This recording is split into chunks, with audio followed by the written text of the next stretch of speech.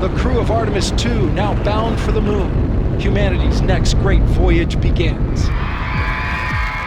ሰሞኑን ናሳ በሰው ልጅ የስፔስ ሳይንስ ታሪክ ውስጥ ከፍተኛ እርምጃ ነው የተባለለትን ሚሽን እያካሄደ ይገኛል። በዚህ ሚሽን አራት ጠፈርተኞች አፕሪል 1 2026 ከኬኔዲ ስፔስ ሴንተር ኦሪዮን በተባለችው መንኮራኩር አማካኝነት ወደ ጨረቃ ጉዟቸውን አድርገዋል። ናሳ በዚህ ሚሽን እጅግ በጣም አስገራሚ የሆኑ አቺቭመንቶችን ማሳካት ችሏል። ስለዚህ በዚህ ቪዲዮ እነዚህ አቺቭመንቶች ምንድናቸው፣ ይሄን ሚሽን ለየት የሚያደርጉት ነገሮችና ሰዎች ይሄን ያክል የተነጋገሩበት ቢግ ዲል የሆነበት ምክንያት ምንድነው፣ የሰው ልጅስ ከዚህ ሚሽን ምን ይጠቀማል፣ ናሳ የተጠቀማቸው አስገራሚና እጅን አፍ ላይ የሚያስጭኑ አዳዲስ ቴክኖሎጂዎች ምንድናቸው የሚሉትን በዝርዝር እናያለን። ስለዚህ ቪዲዮ ላይክ አድርጋችሁ ጀምሩ። ሰብስክራይብ ካላደረጋችሁም ወደፊት እንደዚህ አይነት ቪዲዮዎችን ስራ እንዳያመልጣችሁ ሰብስክራይብ ብታደርጉ ትጠቀማላችሁ።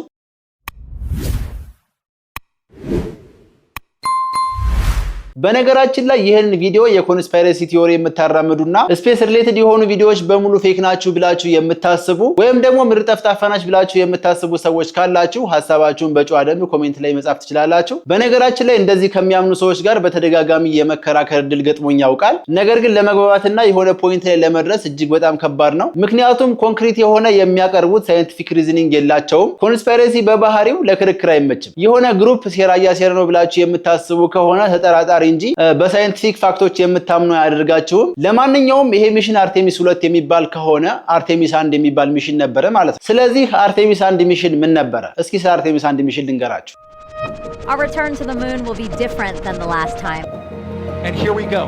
አርቴሚስ 1 የሰው ልጅን በጨረቃ ዙሪያ ለማዞር ለታቀደው ለዚህ የአርቴሚስ 2 ሚሽን የሙከራ በረራ ነበረ። ይሄ ሚሽን ኖቬምበር 16 2022 ተጀምሮ ለ25 ቀናት የኦሪዮን መንኮራኩርን በጨረቃ ዙሪያ የማዞር ሚሽን ነበረ። ሚሽኑን በስኬት ተጠናቋል። የአርቴሚስ 1 ሚሽን ከአርቴሚስ 2 ሚሽን የሚለየው የመጀመሪያው የሰው ልጆች በአርቴሚስ 1 ሚሽን ላይ አልነበሩም። ካምፖስ የተሰኘ በሰው ልጅ ቅርጽ የተሰራ አሻንጉሊት ነበር መንኮራኩር ውስጥ የነበረው። በዚህ ሚሽን ጠፈርተኞች በጉዞ ወቅት ምን ያክል ንዝረትና የጨረር ወይም የራዲዬሽን መጠን ሊያጋጥማቸው እንደሚችል ብዙ መረጃ መሰብሰብ ተችሏል። የአርቴሚስ 1 የኦሪዮን መንኮራኩር ከጨረቃ ጀርባ 64000 ኪሎ ሜትር ርቃ በመጓዝ ለሰው ልጅ ተብለው ከተሰሩ መንኮራኩሮች ሁሉ ረጅም ርቀት የመጓዝ ሪከርድ በወቅቱ መያዝ ችላ ነበረ።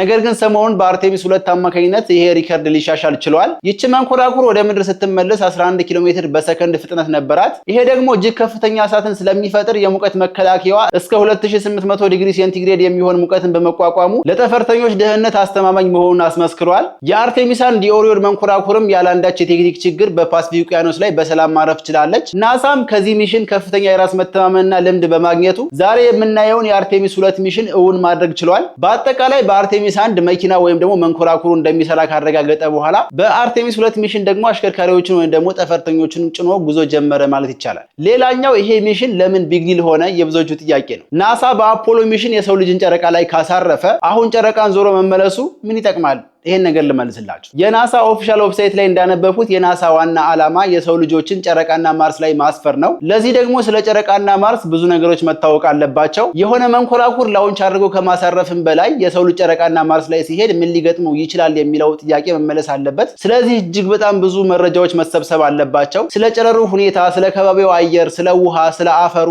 በጣም ብዙ መረጃዎች መሰብሰብ አለባቸው። ስለ ጨረቃ መታወቅ ያለበት ዋናው ነገር እዚህ ምድር ላይ ሆነን የምናየው የጨረቃ ክፍል ግማሿን ክፍል ብቻ ነው። ምድር ላይ ሆነን ጀርባዋን የማየት እድል አናገኝም። ስለዚህ በሰው ልጅ ታሪክ ውስጥ የጨረቃን የጀርባ ክፍል አይተነው አናውቅም። ቅርጹ ምን ይመስላል፣ ከምንድነው የተሰራው፣ ብርሃን ነው ወይስ ጨለማ የምናውቀው ነገር አልነበረም። በአፖሎ ሚሽንም እነ ኒል አርምስትሮንግ ሄደው ያረፉት በዚህኛው በምናየው የፊት ለፊቱ ክፍል ላይ ነው። ስለዚህ በሰው ልጅ ታሪክ ውስጥ የጨረቃ የጀርባ ክፍልን አይተነው አናውቅም። ነገር ግን ይቺ መንኮራኩር ጨረቃን ዞራ የመመለስ እድል ስለምታገኝ ይሄንን የማናውቀውን የጨረቃ ክፍል የሰው ልጅ በአይኑ የማየት እድል ያገኛል። ይሄንን ሚሽን ቢግ ዲል የሚያደርገው ሌላኛው ምክንያት ደግሞ የሰው ልጅ በአካል የተጓዘው ረጅሙ የስፔስ ርቀት ያደርገዋል። አራቱ ጠፈርተኞች በኦሪዮን መንኮራኩር በመታገዝ ከምድር 406771 ኪሎ ሜትር በመጓዝ አዲስ የዓለም ክብረ ወሰን አስመዝግበዋል። ስለዚህ በዚህ ሚሽን አማካኝነት የሰው ልጅ ይህ ነው የሚባል አካላዊ ጉዳት ሳይደርስበት ወደ ዲፕ ስፔስ መሄድ እንደሚችል ታይቶበታል። ይሄ ሚሽን በስኬት ከተጠናቀቀ በ2028 ለሚደረገው የአርቴሚስ 3 ሚሽን ትልቅ ግብዓት ይገኝበታል ተብሎ ይጠበቃል። በአርቴሚስ 3 ሚሽን ናሳ ጠፈርተኞቹ እዛው ጨረቃ ላይ ላቦራቶሪ ከፍተው እንደሚሰሩና ከዛም ወደ ማርስ እንደሚሻገሩ እቅድ መያዙን በኦፊሻል ኦፊሻል ዌብሳይታቸው ላይ ገብታችሁ ማንበብ ትችላላችሁ።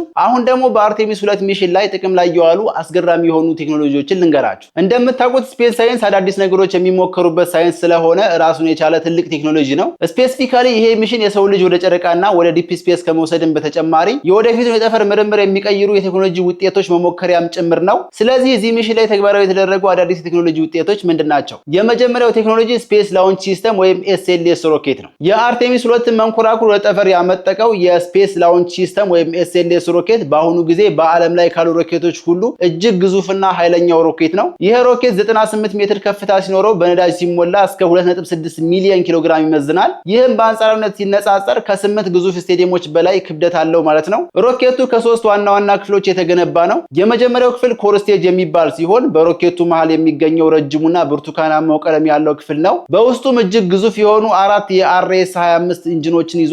ሁለተኛው ሶሊድ ሮኬት ቡስተር ይባላል። በሁለቱም ጎን የሚገኙ ነጭ ረጃጅም ሮኬቶች ሲሆኑ በሚነሳበት ወቅት 75% የሚሆኑን ኃይል የሚሰጡት እነዚህ ናቸው። ሶስተኛውና ዋናው ኦሪዮን ስፔስ ክራፍት ይባላል። ከላይ ያለውና ጠፈርተኞቹ የሚቀመጡበት ዋናው ክፍል ነው። በአርቴሚስ 1 እና 2 ሚሽን ላይ ጥቅም ላይ የዋለው የሮኬቱ የመጀመሪያው ስሪት ብሎክ 1 የሚባል ሲሆን ወደፊት ለሚደረጉ ሚሽኖች ደግሞ ናሳ ይበልጥ ግዙፍና ኃይለኛ የሆነ ብሎክ 1 እና ብሎክ 2 የተባሉ ግዙፍ ሮኬቶችን በመገንባት ላይ ይገኛል። በጣም የሚያስገርመው ነገር ይሄ ስፔስ ላውንች ሲስተም ከመሬት በሚነሳበት ጊዜ የሚፈጥረው ድምጽና ንዝረት ከሮኬቱ ርቀው የሚገኙ ቤቶችን በርና መስኮታቸውን የመሰባበር ኃይል አለው።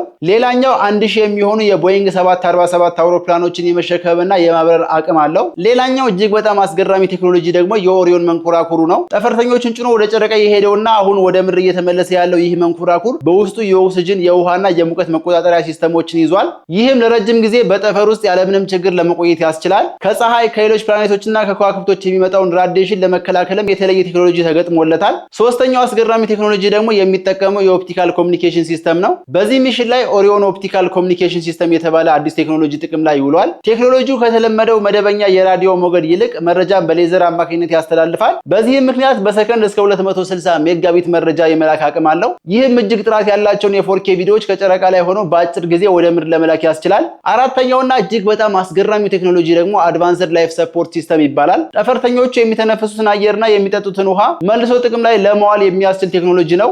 አሚን ስዊንግ ቤድ የተባለ ቴክኖሎጂን በመጠቀም ከጠፈርተኞቹ ትንፋሽ የሚወጣውን ካርቦን ዳይኦክሳይድ በማጣራት ንጹህ አየር ድጋሚ እንዲተነፍሱ ያደርጋል። ስለዚህ ስፔስ ላይ ምንም የሚባክን ነገር የለም ማለት ነው። አምስተኛውና የመጨረሻው እጅግ አስገራሚ ቴክኖሎጂ ሪኢንትሪ ሂት ሺልድ ይባላል። እዚህ ስክሪኑ ላይ እንደምታዩት መንኮራኩሯ የምድር ከባቢ አየር ላይ በምትገባበት ጊዜ በሰከንድ ከ11 ኪሎ ሜትር በላይ ፍጥነት ይኖራታል። ይህም በፍሪክሽን አማካኝነት ከፍተኛ የሆነ እሳትን ይፈጥራል። እሳቱ በመንኮራኩሯና በጠፈርተኞቹ ላይ አደጋ እንዳያስከትል ኤቪኮት የተባለ ራሱን እያቃጠለ ሙቀቱን የሚያስወግድ ልዩ ቁስ ጥቅም ላይ ውሏል። እዚህ ቪዲዮ ላይ ያልገለጽኩላችሁ እጅግ በጣም ብዙ የተለያዩ ቴክኖሎጂዎችን ናሳ በዚህ ሚሽን ላይ ጥቅም ላይ ያውሏል። የኦሪዮን መንኮራኩር በጨረቃ ጀርባ በኩል ስታልፍ ከምድር ኮንትሮል ማዕከል ጋር ያለው የሬዲዮ ግንኙነት ለተወሰነ ጊዜ ተቋርጦ ስለነበረ ጠፈርተኞቹ ለሰዓታት በጸጥታ ጨረቃን በቅርበት የመታዘብና የማጥናት ስራ ሰርተዋል።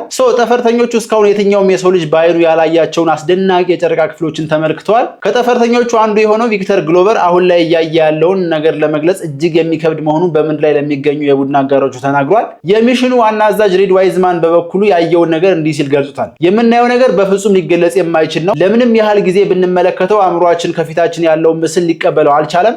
እጅግ አስደናቂና ከእውነት የራቀ ይመስላል።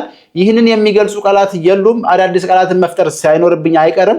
በዚህ በመስኮት በኩል እያየን ያለውን ነገር ለመግለጽ በፍጹም ቃላት አይበቁም ሲል መገረሙን ገልጿል። የኦሪዮን መንኮራኩር ከመሬት ጋር ተቋርጦ በቆየባቸው 40 ደቂቃዎች ውስጥ ከፍተኛ ጉጉት ሰፍኖ እንደነበረና መንኮራኩሯ ከጨረቃ በስተጀርባ በኩል ተመልሳ ስትመጣ የተልእኮ ስፔሻሊስት የሆነችው ክሪስቲና ኮክ ዝምታውን በመስበር የሚከተለውን ንግግር አድርጋለች። የመሬትን ድምፅ እንደገና መስማት በጣም ደስ የሚል ነገር ነው። ለኤሲያ፣ ለአፍሪካና ለኦሺኒያ ነዋሪዎች ወደ እናንተ ቁልቁል እየተመለከትን ነው። እናንተም አሁን ወደ ላይ አንጋጣችሁ ጨረቃን ማየት እንደምትችሉ ይሰማናል። እኛም እያየናችሁ ነው ብላለች። ይህችን መንኮራኩር ወደ ጨረቃ ስናስወነጭፍ እኛ መሬትን ትተን አንሄድም፣ ይልቁንም መሬትን እንመርጣታለን ብዬ ነበረ።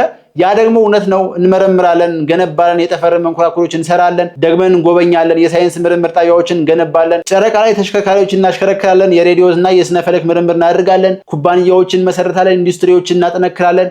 ነገር ግን በመጨረሻ ሁልጊዜ መሬትን እንመርጣታለን ብላለች። በተጨማሪም ጠፈርተኞቹ ጨረቃ ላይ በብርሃንና ጨለማ መካከል ያለውን መለያ መስመር ወይም ተርሚተር ላይ ያዩ ሲሆን ይህ መስመርም ጉድጓዶች አማካኝነት በጨረቃ ላይ መጋዝ መሰል ጠርዝ ሆኖ እንደሚታይ ተናግረዋል። ጠፈርተኞቹ በጠፈር ላይ ሆነው ለአንድ ሰዓት ያክል የቆየውን ሙሉ የጨረቃ ግርዶሽም ለመመልከት በቅተዋል። በነገራችን ላይ 138 ገጽ ያለው የአርቴሚስ 2 ሙሉ ሪፈረንስ ጋይድ ኦፊሻል የናሳ ዌብሳይት ላይ ታገኛላችሁ። ሞር ማወቅ ከፈለጋችሁ እሱን ያወርዳችሁ እያንዳንዱን ነገር እዛ ጋር አለላችሁ ማንበብ ትችላላችሁ። አርቴሚስ 2ን በተመለከተ በወፍ በረር የሰራላችሁ ቪዲዮ ይሄን ይመስል ነበረ።